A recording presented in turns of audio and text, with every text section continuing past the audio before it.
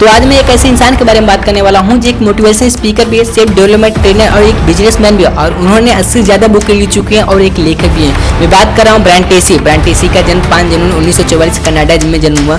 उनकी आर्थिक स्थिति इतनी कमजोर थी कि वो कम उम्र में अपने सर पर जिम्मेदारी ले ली है। जिम्मेदारी लेने के बाद वो अपने हाई स्कूल की परीक्षा पास की। हाई स्कूल परीक्षा का पास करने के बाद उन्होंने आगे की पढ़ाई नहीं की। आगे की पढ़ाई नहीं की उसके बाद उन्होंने फैक्ट्री में काम किए। फैक्ट्री में काम करने के बाद उन्होंने जहाज पे काम किया। जहाज पे काम करने के बाद उन्होंने एक सेल्समैन बने। सेल्समैन बनने के बाद वो अच्छे तरीके से सेल नहीं बेच पाते, तब उन्होंने अच्छे से सेल्समैन की अध्ययन करने के बाद अपनी गलतियों से सीखा और एक अच्छे से सेल्समैन बन गए। सेल्समैन बनने के बाद उन्होंने 80 से 100 देशों में जाके मार्केटिंग का, बिजनेस का और लोगों से अध्ययन करने का सीखा। अध्ययन करने के बाद उन्होंने मार्केटिंग शुरू की।